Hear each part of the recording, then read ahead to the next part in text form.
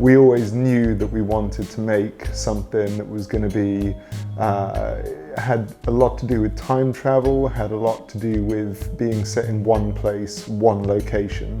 So the idea of the mansion was one of the first things that came about in the idea. Well, the Sexy Brutale is essentially about a very, very bad party. So everything is one huge choreography of 20 different characters, you know, all spread around. It was really important for us that the story and the game were closely integrated, and both the story and the game served each other.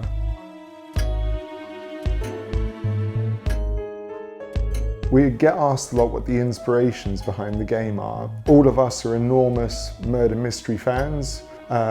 We've played some really great mysterious games, things like Phoenix Wright or 999. We were always very interested by certain Japanese schedule-based games. We had Gregory Horror Show, we had Tulip and Love the Lick, which were games about schedules, which I think is something you don't see a lot of in gaming these days. Grasshopper's Killer 7, Clocktown from Majora's Mask, which everyone remembers very fondly. But also outside of games, we had inspirations such as Punch Drunk theatre productions, where as a member of the audience you wander around with a mask on and observe the play happening all around you, and that was a big inspiration for us.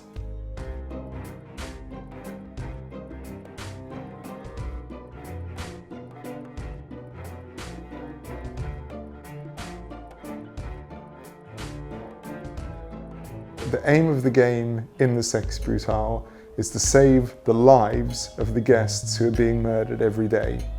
And the only way you can do that is to find what the key is to preventing that murder. We wanted it to be a game about observation, so all the mechanics in the game support that. Lafcadio Boone, the character that you play, you know, he spies through keyholes, he eavesdrops into conversations, he hides in rooms in order to get better perspective. The mansion and the curse that's causing the Groundhog Day are attacking Boone, meaning that you can't get too close to these characters. They have to work in the shadows, so they have to spy through doors, hide in cupboards. It's all about actively hunting down the story of what's happening to these characters and building it back up for yourself. Identifying when the murder takes place, identifying how the murder takes place, and then exploring your options for how you can prevent that from happening.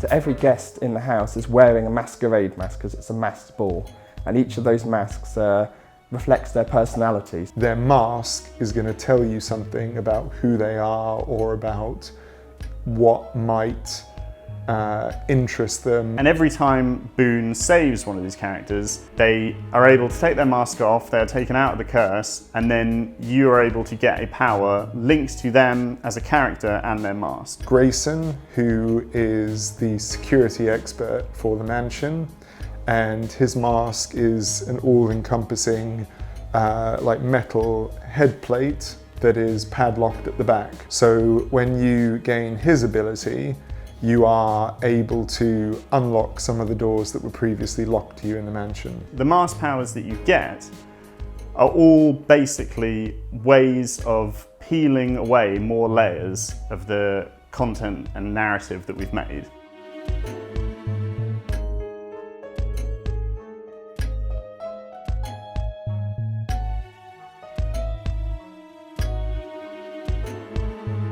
The time loop in the game is basically the heart of it. This day recessing is absolutely core to everything, to the story, to the design. The thing that's interesting about it is that this entire game is taking place in 9 minutes of real time. And yet that becomes a 6, 7, 8, 9 hour gameplay experience. All the guests in the house run on a schedule from midday to midnight, and at midnight, the day resets. All the stories in the game are happening in parallel. Every guest is living their day at the same time as every other guest. You know, right when you're doing the very first puzzle to you it is the beginning of the game, but at the moment you're doing that first puzzle with Reginald's sixpence being shot, at that very same moment, the last puzzle and the climax of the game is taking place at the same time.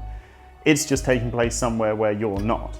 Even though it's only 9 minutes of gameplay, it's the same 9 minutes seen from so many angles, it will take you several hours to get through it. Everything was built into the game on a schedule, everything all connected together. Certainly got harder and harder the further into development we got, with how fragile everything became. If you want to change one piece, well then you have to think how it relates to everything else. You couldn't interrupt that because everything would fall apart. It would be almost like a literal house of cards. It was one of the hardest things to work with, to keep everything on that schedule. But you know, that is also what makes it different, what makes it unique, and hopefully something that, you know, people find that they haven't played before.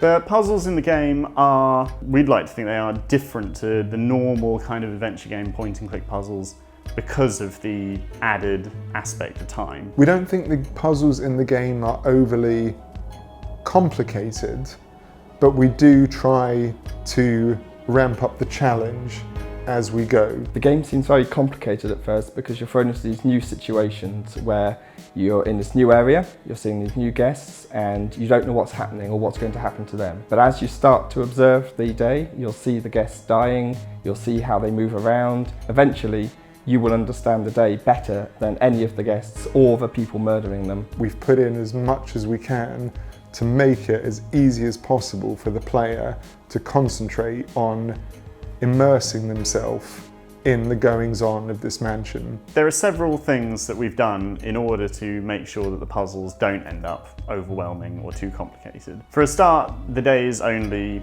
9 minutes long, and also you can skip time between those sections. You can get lost. That was one of the first things that we found. So one of the first things we did was create a map. Anytime you see something happening in the game, we added that information to the map. Like a four-dimensional map, because it's not just mapping out the physical space of the house, it's also automatically records every movement that you've seen by a character. So that at any point you can open up the map and you can move time forwards and backwards, and you'll know exactly where the people are and you'll know exactly where you need to be. So we're trying to take the heavy lifting, the boring aspects out of it for you. We really tried to make it as user-friendly as we possibly could.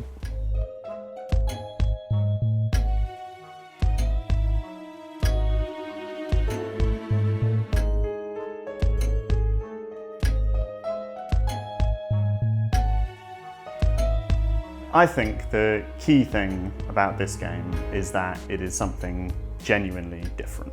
I think what makes Sexy Brutale special and different is that it's taking a lot of very interesting, underused aspects of gaming and putting them together in one package. We wanted to explore territory that we felt hadn't been explored much before. We don't often see games set in an English mansion. We don't often see games set with schedules. We don't often see time loop mechanics used in games. And I think we've taken all of those elements and brought them together and made something that's truly unique in its own thing. The core appeal of it, I think, is that we have created this intriguing world and area and mansion, and then we let you loose into it. If you like puzzle games, if you like narrative-driven games, if you like games that are very character-based, but most of all, if you like different games, if you're interested in playing stuff that